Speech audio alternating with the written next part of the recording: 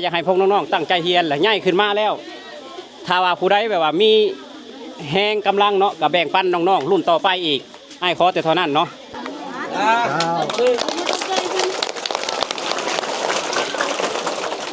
ไอ้วันเพื่อนมาให้ดิขอบใจเพื่อนดังๆดิอีกบาทหนึ่งอีกบาทหนึ่งพ่อยายมีแล้วล่ะใจเย็นๆเด้อเพื่อนละคนมาดิมาดิกล่าวสวัสดีครับผมสบายดีพ่อแม่พี่น้องสำหรับวันนี้เนาะบอลแจ๊บแบบนี้ทุกคนที่บอลแจ๊บทำคลิปเนาะทำคลิปวิดีโอคลิปก่อนเนาะทุกคนเนาะคลิปก่อนก็คือบอลแจ๊บบอกว่าบาโบเพิ่นจะซอยเหลือสนับสนุนซัพพอร์ตน้องๆเนาะบริเวณเป็นการทำบุญหรือว่าบริเวณเป็นการแบบว่าให้ทานได้ทั้งสิ้นน้องบาโบเนาะแต่เป็นการสนับสนุนซัพพอร์ตน้องๆนักเรียนที่อยู่ท่าแขกแขวงขมวนเนาะเมืองท่าแขกแขวงขมวนเมืองท่าแขกแขวงขมวนเป็นบ้านของเบายอดเบาต้นเนาะในครั้งนั้นเนาะบอแจ๊บเบายอดและก็เบาต้นพากันสีซื้อเสือให้กับน้องนักเรียนเนาะสุดกีฬาจันไปโรงเรียนเขาขาดแคลนแห้งนะทุกคนก็ยืมคนละตัวมานะกว่าจะได้ครบ24ตัวก็ถือว่ามันตัวเก่าแน่ตัวขาดแน่มันแล้วแต่นะทีนี้เลยว่าพูดให้ฟังบอแจ๊บเลยอยากเห็นกับเบายอดเบาต้นเลยว่าให้บาโบฟังนี่บาโบเองก็เลยมีคิดว่าใครทำก็ได้บาโบบ่ฮู้เรื่องเนาะสนับสนุนความคิดของหมู่เลยกันบาโบบ่ฮู้จักกับบ่เคยสัมผัสบ่เคยคุยทั้งนั้นเลยสักครั้งสนับสนุนความคิดของหมู่เลยกันก็ให้ตอนนั้นบาโบก็ให้แล้วนะฝากรู้สึกว่า 2,000 นะบาโบให้ตอนนั้นก็แล้วก็ครั้งนี้บาโบเพิ่นยื่นอีกว่าสิให้ทาน160คนเนาะบาโบเพิ่นสิให้คนละ100 บาทนะเฮียนแต่ที่นี่พอเขามาคุยกันแล้วกับเบาต้นเบายอดเนาะนะแล้วก็ทางบ้านเพื่ออยากกินอาหารอยากให้นักเรียนได้กินอาหารเป็นการกินข้าวสามัคคีเนาะข้าวสามัคคีแบบนี้เลยก็เลยว่าตอนแรกว่าสิเมื่อเขาบาโบเนาะเมื่อหายเลยมาแจกให้เลยแต่ที่นี่ถ้าเกิดว่าเพิ่นจะเฮ็ดก่อนแบบนี้ถ้าเฮ็ดก่อนเราทำไปเมื่อเองก็เลยว่ากับบาโบว่าเฮาซื้อของกินให้ซื้อก็เลยขอเหมือนกับว่าของบประมาณจากบาโบที่ขอใช้กระมูมาเนาะมาดูนั่นไปเนาะขอการสนับสนุนจากบาโบ 10,000 บาทบอเจ้าก็เลยขอจากบาโบ 10,000 บาทบาโบก็โอเคเป็นยังบอเจ้าเดี๋ยวสนับสนุนความคิดเจ้าแล้วกันบาโบคนวันนี้นะแล้วเมื่อนี้เพิ่นก็สิมามอบให้บอเจ้าเนาะเลยก็ให้ทุกคนเป็นสักขีพยานนำการนะทุกคนเนาะคือว่าอันนี้เป็นทุนของบาโบคนเดียวนะบ่ได้ขอมาจากไผเป็นเงินส่วนตัวของเพิ่นน้องเพิ่นพร้อมที่จะให้น้องๆแต่ได้กินเพิ่นที่พัดหมี่บาโบเฮ็ดพัดหมี่แล้วก็แจกน้องเพราะว่าจริงๆแล้วมัน300กว่าคนเพราะฉะนั้นก็บ่อยากให้แจกเป็นเงิน1เนาะปัจจัยหนึ่งที่อยากแปลกเป็นเงินบาต้นบอกแล้วนี่เนาะขออธิบายโปรโมทตรงนี้เลยแล้วก็ FC พร้อม100 บาทให้เล็กน้อยด้วยความเล็กน้อยมันสมมุติความผิดเพราะตรงนั้น1บางคนอาจจะเอาไปซื้อน้ำกระท่อมเอาไปซื้อยาบาต้นเลยกังวลเรื่องนี้เลยว่าเห็ดนี่กินอย่างน้อยก็ให้มีกิจกรรมในโรงเรียนครูอาจารย์ก็ได้เห็นพ่อแม่เขาก็ได้เห็นว่าสิ่งที่บาโบให้ไปจุดประสงค์บาโบในฮอดเมื่อพ่อแม่เขาได้เห็นพร้อมนะคือการที่เขาให้เงินไปเขาได้บอกเขาได้ใช้แท้แต่มันอาจจะเอาไปใส่แนวอื่นทางที่บดีบางคนไว้ทุกคนหรือบางคนนั่นแหละแล้วที่นี่ก็เลยว่าขอเป็นตรงนี้ไปให้น้องๆเนี่ยกินน้ำกันไปใส่น้ำกันให้ผู้อาจารย์เนาะผู้อาจารย์พร้อมในกินเป็นการเฮ็ดอาหารแม่นเป็นกิจกรรมร่วมกันในโรงเรียนเลยแล้วบอกวันที่จัดบาโบจะไปมอบเสือมอบยังบอกเบาเพื่อนบาโบนะเบาต้นกับเบายอดจะไปมอบเสือให้น้องๆนักเรียนเนาะนะอยู่ชนบทชนบทจริงๆนะทุกคนเป็นเสือกีฬาพร้อมอุปกรณ์การกีฬา2 ชุด2 ทีมแมนทุกคนมีฟุตบอลมีตะข่ายแมนแล้วก็ตะก้อเนาะคือว่าตะก้อพร้อมนั่นแหละแล้วก็เสื้อพร้อมเนาะ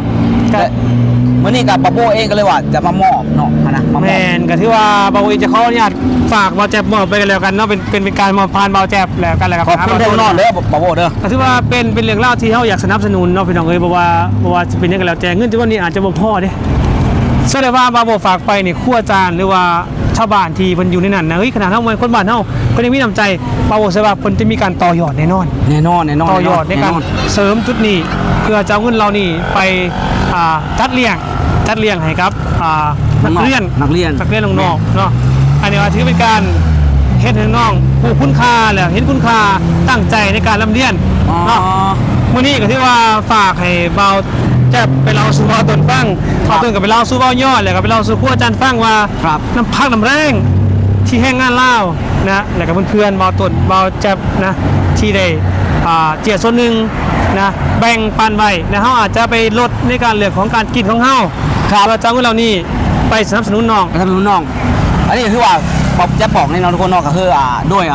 กำลังต่างๆเอาทางจริงกับบอแจ๊บก็ถือว่าอาจจะบ่ได้ว่านักหนาอาจจะบ่ได้มีนะส่วนบาโบเองเพิ่นก็บ่ได้ว่ามีหลาย บ่ได้มีหลาย พอแต่ว่า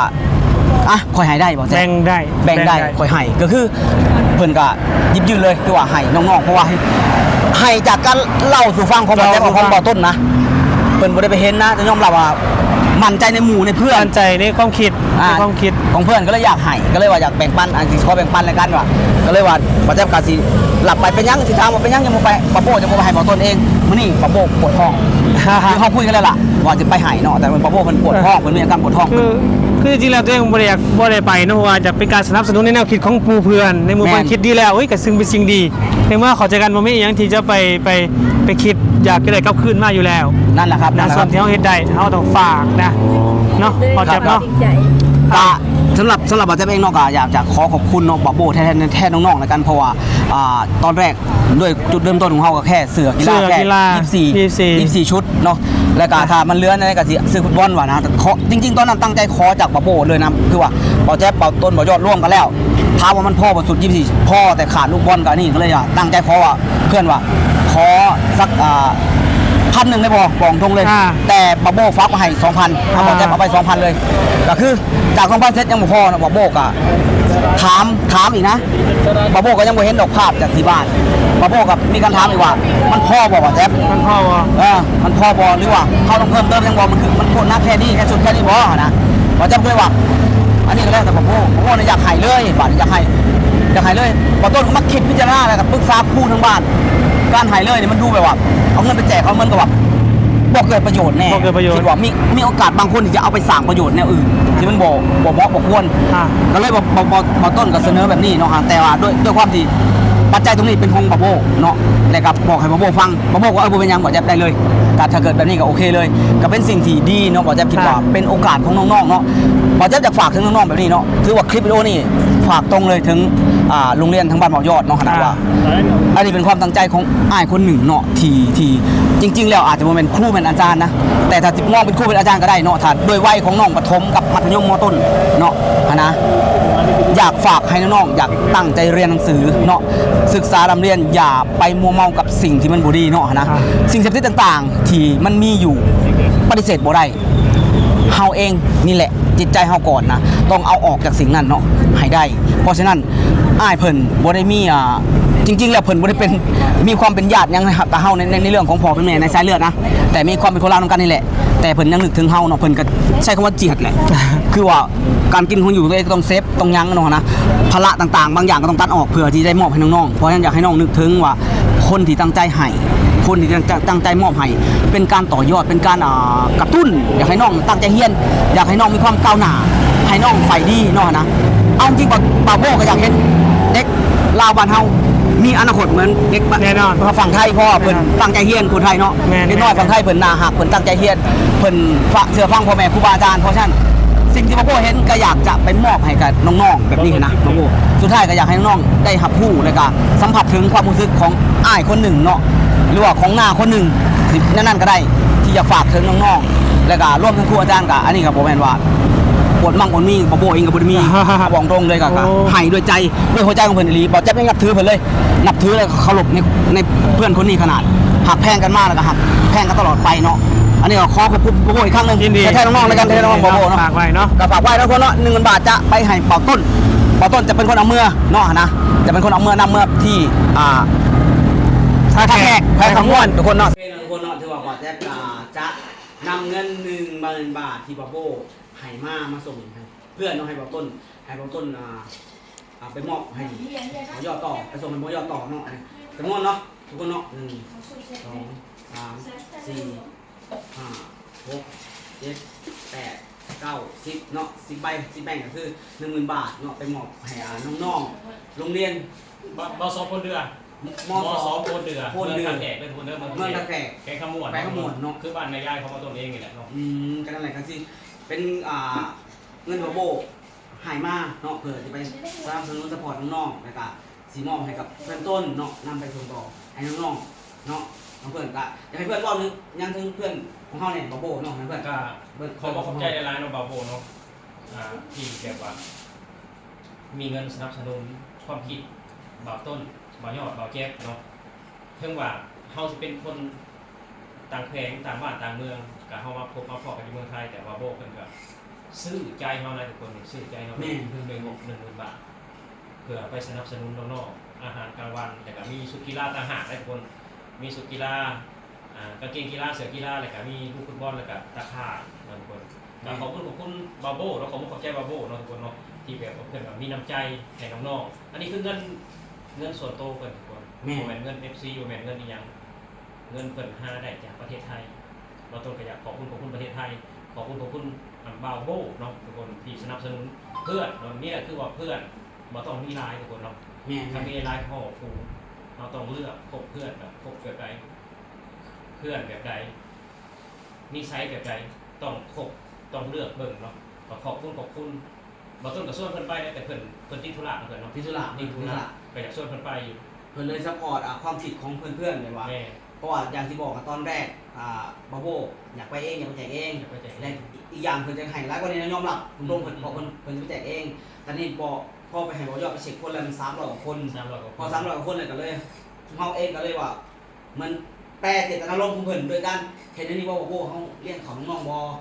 นะก็เลยนำไปเสนอเพิ่นก็เลยว่าขอแค่10,000 ถ้ามีโอกาสค่อยไปกันก็เลยบอกว่าโอเคสนับสนุนความคิดเพื่อนเลยกันนะซัพพอร์ตความคิดเพื่อนเลยกันเดี๋ยวบาโบให้10,000ตอนนี้บาโบซัพพอร์ตความคิดเฮาเนาะถ้าว่ามื้อนึงบาโบนี่สิมีแบบว่ากิจกรรมหยังบ่แจก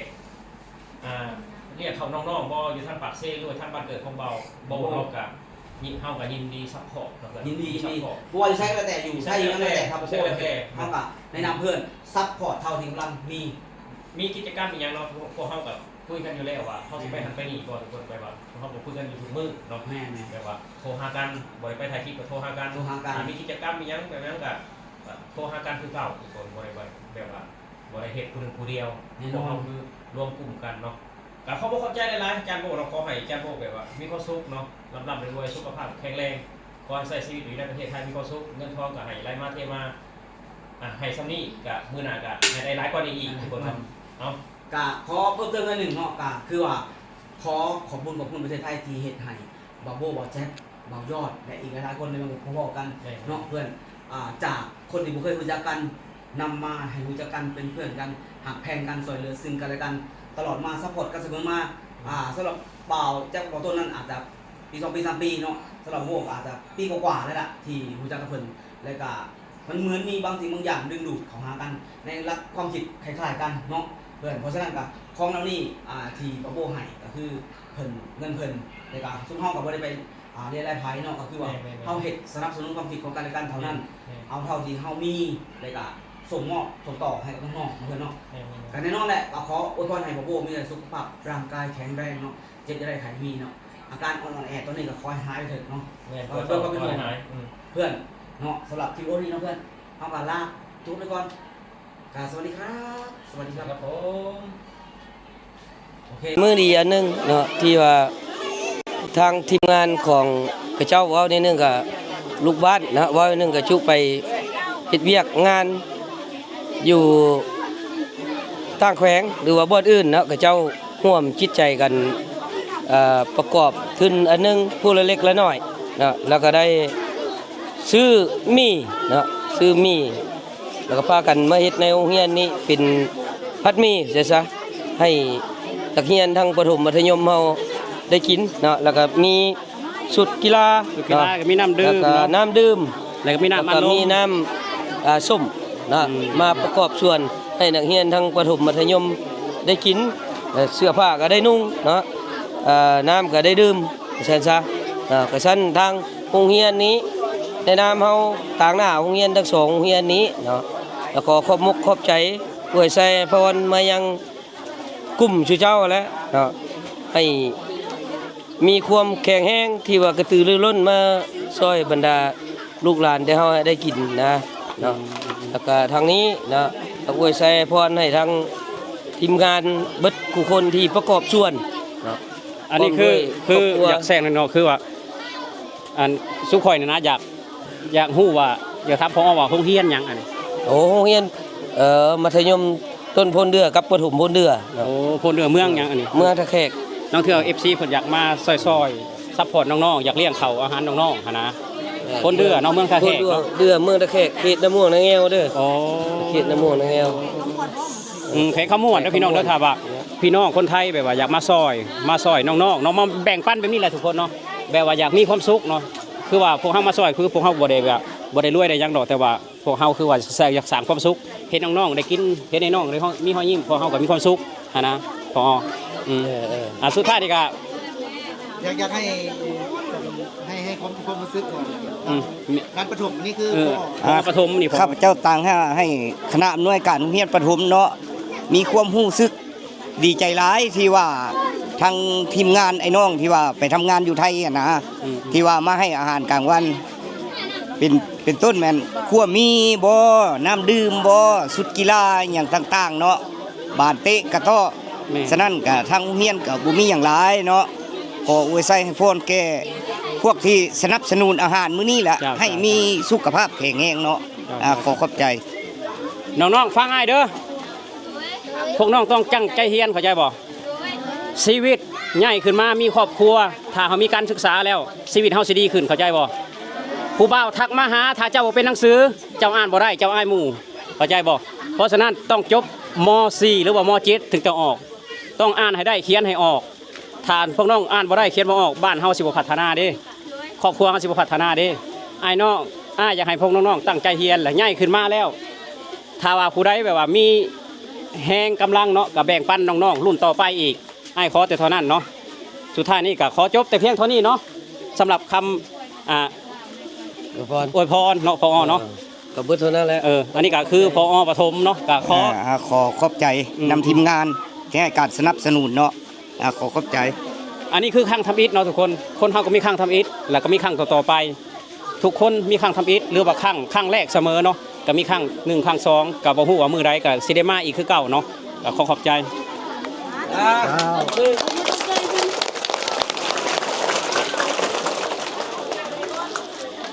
ขอเสียงดังๆเริ่มเลยเนาะดีใจว่าที่เพิ่นมาให้ดิขอบใจเพิ่นดังๆดิอีกบาทหนึ่งอีกบาทหนึ่งพ่อยายมีแล้วล่ะ